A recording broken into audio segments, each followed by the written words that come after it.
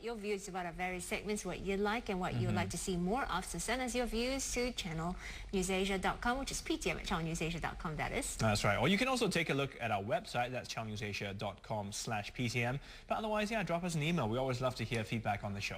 All right, time for a short break. But coming up next, volatile and unpredictable for weeks. Oh, will the roller coaster ride Asian markets ever come to a stop? We'll get an expert on international finance to share his insights right after this break.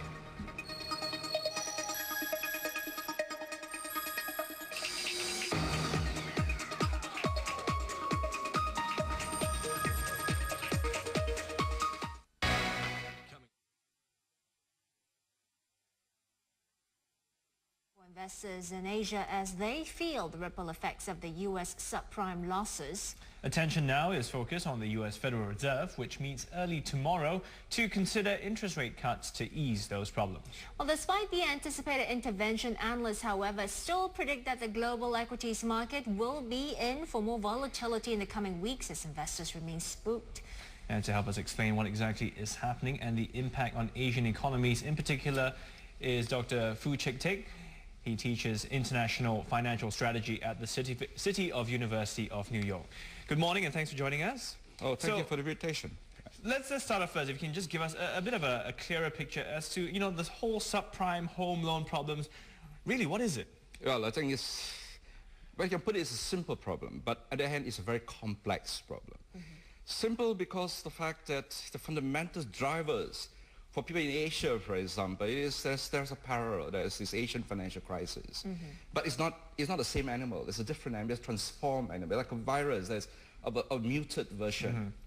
Now, firstly, right, even the White House, right, according to Diana Orley has said that has got it all wrong. So, and of course, Alan Greenspan has just declared in 60 Minutes, just a day ago, that look, even he, 22 decades, all right, sitting in the Federal Reserve as a chairman, did not get it, right? And of course, this is so I wouldn't want to make a simple problem complex, but it is really a complex problem precisely because the regulators are not getting a handle on it. And this is going to rope in, right? The default lines are such that it now go into the banking sector. Just imagine a virus. But just imagine a SARS virus, right? You imagine hospitals able to cope with it, and nurses. We have a scenario now where even hospital nurses are dying because of I know, SARS. but what is this virus? What is it that we're all missing? Okay, the key point really is how did it come about in the first place, right? So you need to differentiate between the real economy and the financial economy. This is two very important points. Now, of course, Greenspan has been accused of engineering this. Now, looking back, you'll find that after the September crisis, September 11, right? So you find that, okay, the shift from the interest of investors shifted because of technology investment went down, .com went down, and then everybody said, look, let's go into something solid, something like housing, That's what the Thais did, right? During the financial crisis. It started all because housing in classic economics, you can't go wrong with land. Land is limited in supply. Right. So this deep thinking that housing is part of the American dream, right? So I think to really get a hold of the picture, you got to see it in a very contextual perspective.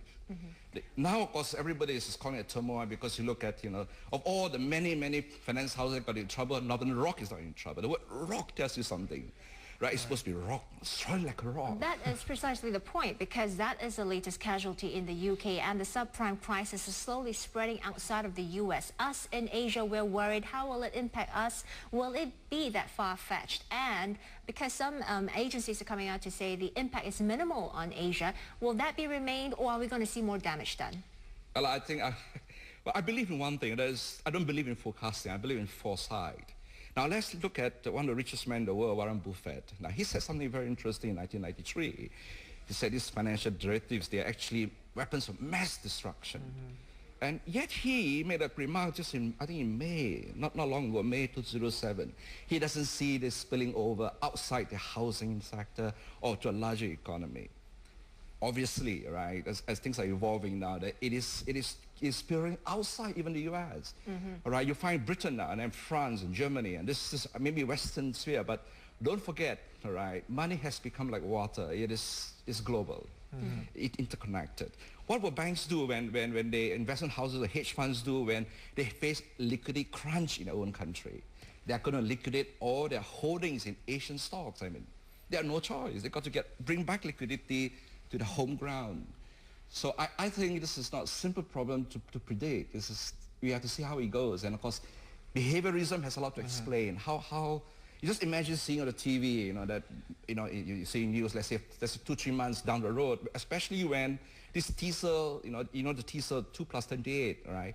After 2 years of having fixed rate, after the teaser period, October comes, right, where you have massive, But okay, so we understand, of course, there's a saying, money makes the world go round. So what you're saying, because of the whole chain of reactions, I mean, you're not really sure what can happen next. But this outflowing, I mean, is almost a bit like an earthquake. There might be some aftershocks, but after a while it'll stop, right? Do we have any sense of how far it'll go, who it'll affect, in what circumstance? Well, I think it's a very good question. Actually, you look at it, let's see what the market thinks. So, when we do finance, we see what the market perceptions are. All right, the market's already anticipating that Bernanke is going to cut the rates, right? And of course, they see look at the future, right? They say, all right, sometime in September, it will be 4.93. October, it go down to 4.8. I think in November, it go even further. But what does that mean for people? Down right to May. It will upturn is in May, meaning to say that by then it will be resolved. So there's a time period to that. But I think the damage done to the overall stock market and our investors is going to have a great impact. Why? Because for once, I mean, I grew up, I was a banker, right? I was with ABN Bank 20 years ago, right? When you talk about bank, you respect the institution. They know about finance, and I think, right, give all this damaging without default lines coming about and news reporting and all that, people are going to say, look, we don't trust banks. If you don't trust banks, you don't trust hospitals, I think it's something that never happened throughout history.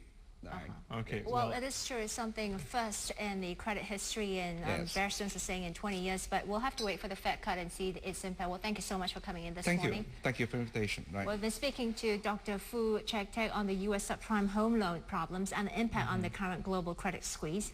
And we're going to take off for a short break, but stay with us here on Primetime Morning. There's still more coming up in just a few minutes. See you there. Thank you very much.